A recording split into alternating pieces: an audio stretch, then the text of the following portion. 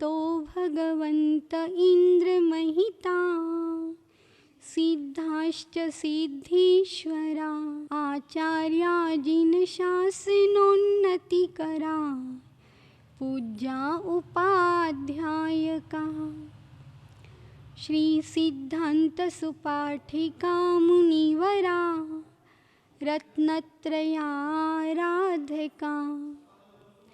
पंचैते परमेष्टिनः प्रतिदिनं कुर्वन्तु मे मङ्गलं कुर्वन्तु नः मङ्गलं सम्यग्दर्शनमूलं ज्ञानस्कन्धं चरित्रशाखाढ्यं मुनिगणविहगाकिरणं आचार्यमहाद्रुमं वन्दे आचार्यमहाद्रुमं वन्दे।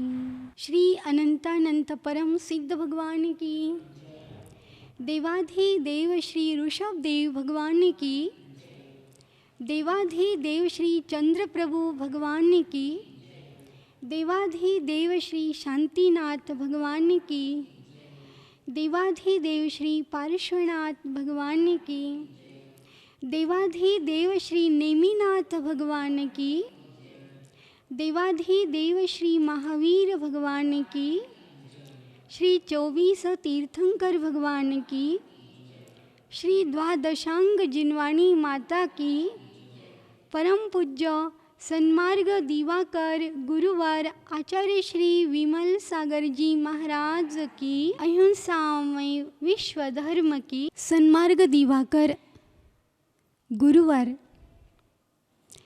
आचार्य महाराज की 25वीं पुण्यतिथि 29 दिसंबर 2019 को शाश्वत तीर्थराज सम्मेद शिखर में मनाई जाएगी।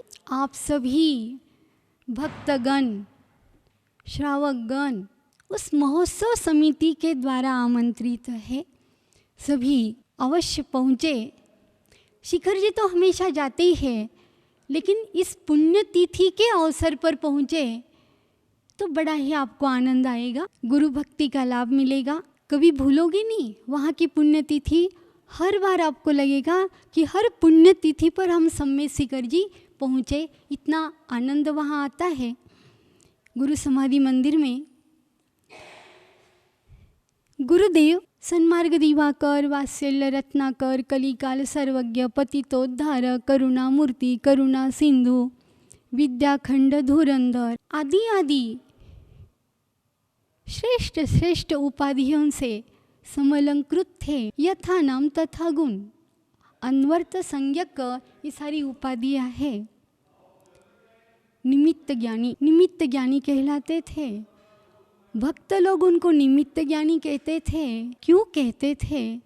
कुछ 2-3 बातें मैं आपको बताऊंगी। एक तो बात प्रत्यक्ष मैंने देखी है, अनुभव किया है, कुछ ग्रंथों में पढ़ी है, कुछ लोगों के मुख से सुना है। अभी मैं सनावद कसरावद उस तरफ विहार कर रही थी तो 2-4 लोगों ने मुझे ये घटनाएं सुनाई कि महाराज बड़े निमित्त ज्ञानी थे। माता जी उनको बहुत ज्ञान था, बहुत दूर की बात दूर से बता देते थे। मैंने कहा क्या हुआ सुनाओ। तो सनावद वालों ने सुनाया कि माता जी एक व्यक्ति का नाम लिया, बोले बहुत अस्वस्थ हो गए थे, 22 दिन तक कामा में थे वो।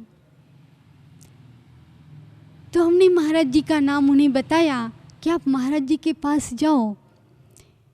तो महाराज जी ने एक दवाई दी और कहा कि कोई बात नहीं, ये दवाई उनके मुख में रख देना, जिह्वा पर रख देना। वो दवाई रखी गई और 2 घंटे बाद वो उठ करके बैठ गए। ये महाराज जी का चमत्कार है। दूसरी एक घटना सुनाई, स्वयं उन्होंने बताया कि जब मैंने मेरे गुरु का नाम पूछा गया, मैंने गुरु जी का नाम बताया तो बोले माता जी वो तो बड़े पहुँचे हुए साधु थे, बड़े चमत्कारी साधु थे, बड़ी दूर की बात बता देते थे। तो मैंने कहा क्या हुआ? बोले माता जी हमारा कारखाना में एक मशीन बंद हो गई थी 8-10 दिन हो गए थे, उसको सुधरवाना था। तो मैंने सहज बात में महाराज जी से बोल दिया कि महाराज जी हमारी मशीन बंद पड़ी हुई है, काम बंद पड़ा हुआ है। तो महाराज जी सहज में बोल दिए, अरे वो कोई ज़्यादा खराब नहीं है, देख उस जगह पे उसका तार निकल गया है, वो तार जोड़ दो। बस वो तार जोड़ दिया और मशीन चालू हो गई।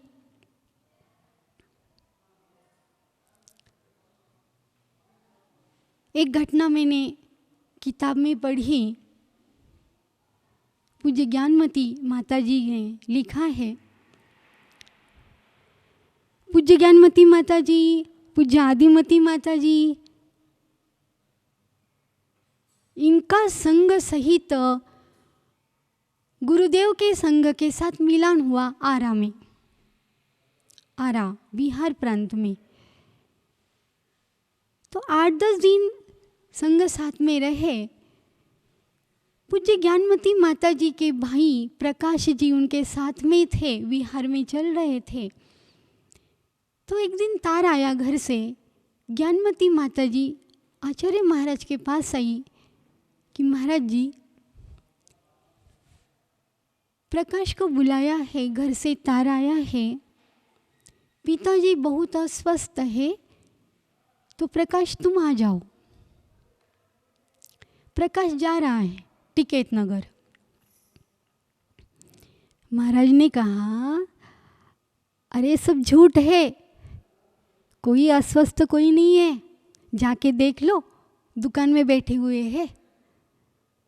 इसे बुलाने के लिए झूठा तार दिया है, दुकान में बैठे वो।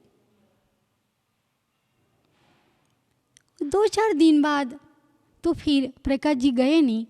2-4 दिन बाद, कुछ दिन बाद मालूम हुआ वो तो अस्वस्थ है और हमने प्रकाश जी को बुलाने के लिए ही झूठा तार भेजा था। क्या कहे? निमित्त ज्ञान, निमित्त ज्ञान तो निमित्तों को देख करके होता है। अब आरा कहाँ और टिकैत नगर कहाँ?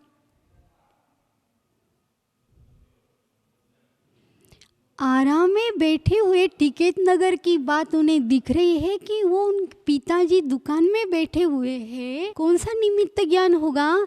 मशीन का तार यहाँ से निकला हुआ है, उसको सिर्फ जोड़ना है। ये कौन सा निमित्त ज्ञान हुआ? ये भौम निमित्त ज्ञान, आकाश निमित्त ज्ञान, लक्षण निमित्त ज्ञान, छिन्न निमित्त ज्ञान, स्वर निमित्त ज्ञान, कौन सा निमित्त ज्ञान है? समझ में नहीं आया। ग्रंथ में लिखा है कि 5000 वर्ष में एक अवधिज्ञानी मुनिराज होते हैं। अवधिज्ञान होता है जो आप बैठे हुए परलोक की परभव की भी बात बता देते हैं। तो ऐसे वो महान निमित्त ज्ञानी थे, इसलिए लोग उनको निमित्त ज्ञानी कहते थे। मैंने अनुभव किया, मेरी गृहस्थ अवस्था की बहन बहुत अस्वस्थ थी, कई वर्षों से अस्वस्थ थी। दीक्षा के बाद सहज लोग पूछ रहे थे, महाराज जी बता रहे थे, तो मैंने भी मोहवश गुरु भक्तिवश सहज में पूछ लिया, महाराज जी मेरी बड़ी बहन भी, दीदी भी बहुत अस्वस्थ है, ठीक हो जाएगी, उसका उपाय क्या है? बोले बेटा तुम लोगों ने उन्हें शौक दिलवा दिए हैं, अब वो ठीक नहीं होगी बेटा, ठीक नहीं होगी बेटा वो। और कुछ महीनों बाद ही उनकी मृत्यु हो गई। ऐसे निमित्त ज्ञानी मुनिराज, ये निमित्त ज्ञान आदि जो भी बातें हैं, ये तप से प्राप्त होता है। तपस्या से, साधना से, विशुद्ध साधना से, निर्मल परिणामों से ये सारी सिद्धियाँ रिद्धियाँ प्राप्त होती है। तो गुरुदेव वास्तव में सचमुच साधुता को लिए हुए थे, परम वीतराग थे। राग द्वेष आदि कषायों से उनकी कषाय बहुत मंद हो गई थी। एक महान तपस्वी संत थे। बहुत बातें हैं उनकी। कहा करते थे बेटा, 1 वर्ष में पद्म पुराण जी और मूलाचार का स्वाध्याय अवश्य करना चाहिए। वर्ष में 1 बार करना ही चाहिए। परिणामों की निर्मलता के लिए ये साधन है। अपनी साधना में, अपने आचरण में, अपने परिणामों में निर्मलता बनी रहे, इसलिए दोनों ग्रंथों का स्वाध्याय वर्ष में 1 बार करना चाहिए। 12 भावनाओं का चिंतन प्रतिदिन करना चाहिए, ताकि अपना वैराग्य बढ़ता रहे, दृढ़ होता रहे। 12 भावनाओं का चिंतन परम वैराग्य के कारण है, और परम वैराग्यवान ही आत्मध्यान कर सकता है। भक्ति को ज़्यादा महत्व देते थे। स्वयं भी देवशास्त्र गुरु के बहुत भक्ति करते थे। जब भी विधान होता था संघों में, तो पूरे विधान में गुरुदेव बैठते थे। पूरे विधान के मंत्र वो बोलते थे। इतनी भक्ति थी उनकी, कभी विधान छोड़कर नहीं जाते थे। और उनके सानिध्य में विधान होते रहते थे, आए दिन विधान होते रहते थे। और सिद्ध चक्र मंडल विधान जो वर्ष में 3 बार अष्टानिका पर आता है, रिजर्व रहता था, महाराज जी अब की बार अष्टानिका में मैं विधान करवाऊंगा, अब की बार अष्टानिका में मैं विधान करवाऊंगा। कोई भी अष्टानिका पर्व खाली नहीं जाता था। ऐसी जिनेंद्र भगवान की भक्ति थी। कहाँ करते थे गुरुदेव? परमात्मा की भक्ति प्रातःकालीन लालिमा के समान है। प्रातः काल की लालिमा दैदीप्यमान सूर्य को उदित करती है। तो परमात्मा की भक्ति से अपने अंदर में ज्ञान रूपी सूर्य उदित होता है। परमात्मा की भक्ति सम्यक ज्ञान को उदित करती है। परमात्मा की भक्ति सम्यक्त्व को पैदा करती है। परमात्मा की भक्ति सम्यक दर्शन में कारण है। परमात्मा की भक्ति प्रातःकाल की लालिमा के समान प्रकाश को लाती है, प्रकाश को भर देती है। इसके विपरीत भोगासक्ति, विलासिता, भोगोपभोग के साधन, ये पाप जो है संध्याकालीन लालिमा के समान है। मालूम है, संध्याकालीन लालिमा, संध्या काल में जब सूर्य अस्त होता है तब भी लालिमा फैलती है, लेकिन उस लालिमा के बाद रात्रि का आना अवश्य है। निश्चय से रात्रि का आगमन होता है।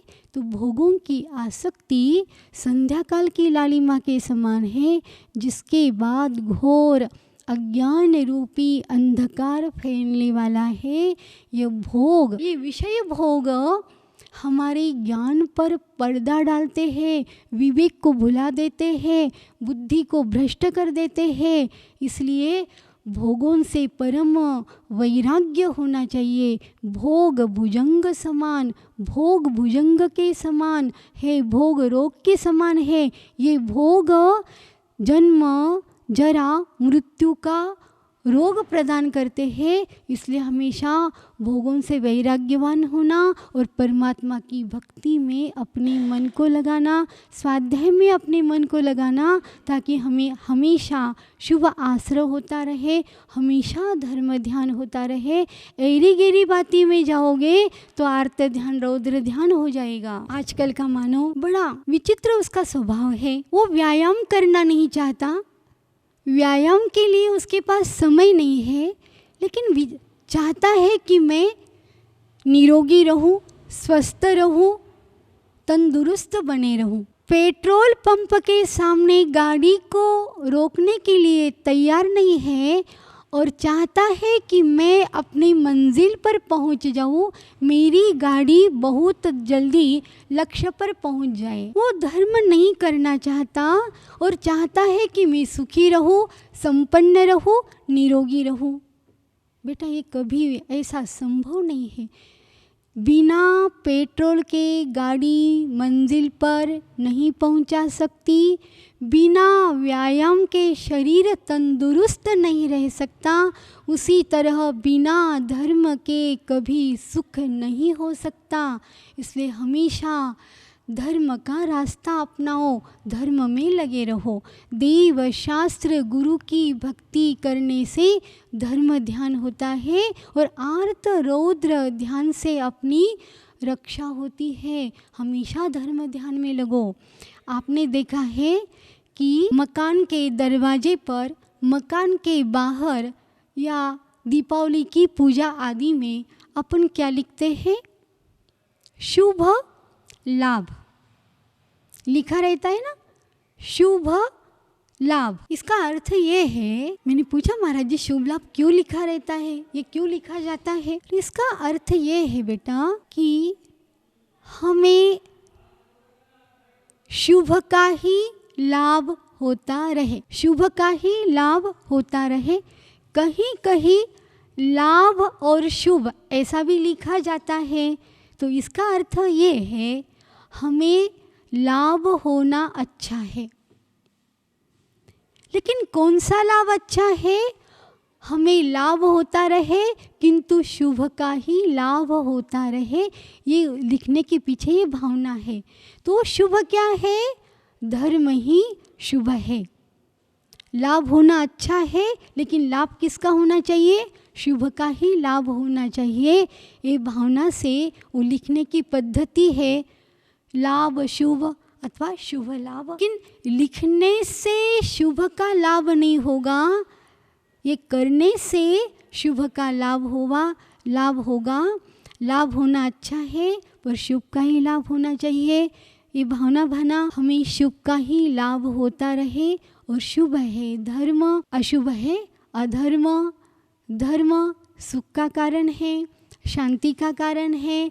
अधर्म अशांति का कारण है, दुख का कारण है। दुख से डरना है, दुख नहीं चाहते हैं तो धर्म करिए, शुभ का लाभ करिए। इस तरह और भी बातें हैं, ये आगे आपको बताई जाएगी। परम पूज्य सन्मार्ग दिवाकर गुरुवर आचार्य श्री विमल सागर जी महाराज की